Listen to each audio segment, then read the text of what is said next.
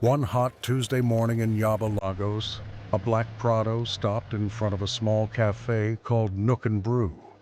The owner, Amea, was already tired before 9 a.m. Nepa had taken light in the night, so he ran generator till morning. Milk had become more expensive, sugar too. Rent was close. Staff salary was waiting, and when he checked the previous day's sales on his small POS machine, he just sighed.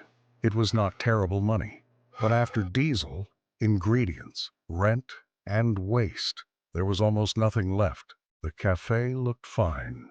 Clean tables, good coffee, nice wall paint, soft music. But most of the chairs were empty. A man in an expensive suit walked in, sat down quietly, and ordered black coffee. He looked around the cafe for a long time before taking a sip. Then he asked, "Know your place?" Emeka nodded. "Yes, sir." "How business?" Emeka forced a smile. "We thank God. We dey push." The man smiled. "That means business is not good." Emeka laughed.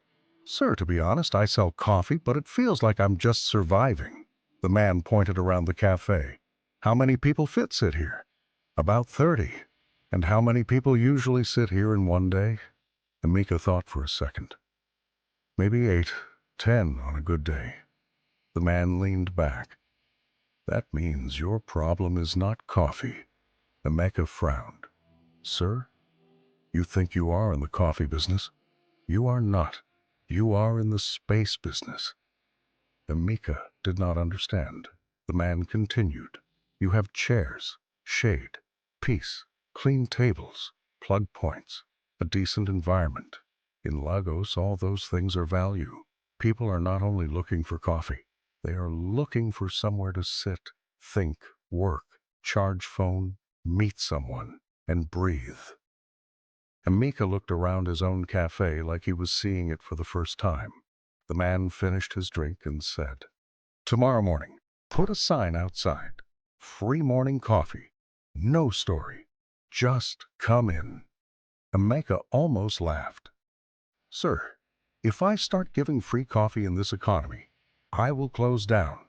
The man shook his head. "No, you will close down if you keep thinking like a man selling only coffee." Emeka was quiet. The man brought out a pen and wrote on a napkin, "Let the first small cup be free between 8 a.m. and 10 a.m. Give them good Wi-Fi. Add charging points. Sell meat pie, chin-chin, banana bread, shawarma, and second cups. Create a small monthly work pass for freelancers and students. Let people come for coffee, but stay for convenience." He stood up to leave. Before walking out, he said, "Poor people chase one sale. Smart people build a reason for people to stay." The next morning, Emeka did it. He printed the sign. At first he felt foolish standing outside his shop, watching people read it and look at him like he was joking. Then one lady entered. Then 2 students from nearby. Then a guy with laptop and earpiece. Then a young woman waiting for an interview. Then a content creator. Then 3 bankers on break. By noon, the cafe was fuller than Emeka had ever seen it, and something strange happened. People came for the free coffee, yes, but they stayed. They bought meat pie. They bought donuts. They ordered extra cups. They asked for sandwiches. They used the Wi-Fi. They brought friends. They held meetings. They posted the place on Instagram. They tagged the location. They came back the next day. Within 2 weeks, Emeka added a simple plan. 15,000 naira. Monthly work pass. Fast Wi-Fi charging access, 1 free morning coffee daily. Quiet workspace. Young remote workers loved it. Students loved it. Freelancers loved it. Small business owners started using the place for mini meetings.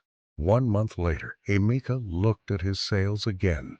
This time, he did not sigh. He smiled, because the coffee was no longer carrying the business alone. The snacks were moving. The second cups were moving. The monthly passes were bringing steady money. The space itself had become a product. That same man returned one evening. This time, the cafe was full. People were laughing, laptops were open, orders were flying in. Amea came out from behind the counter and said, "Sir, I understand now." The man smiled. "What do you understand?" Amea looked around and said, "Sometimes what God gives you is already enough. The problem is that you are calling it the wrong thing." The man nodded. "Exactly. Many people are sitting on value, but they only see the smallest part of it." From that day, Amea stopped saying, "I sell coffee." Instead, he said, "I create a place people want to return to." And that was when the real money started. Lesson: sometimes your breakthrough is not in working harder, it is in seeing differently. You may think you are selling food, clothes, videos, or design, but what people may really be paying for is comfort, trust, status, speed, belonging, or peace.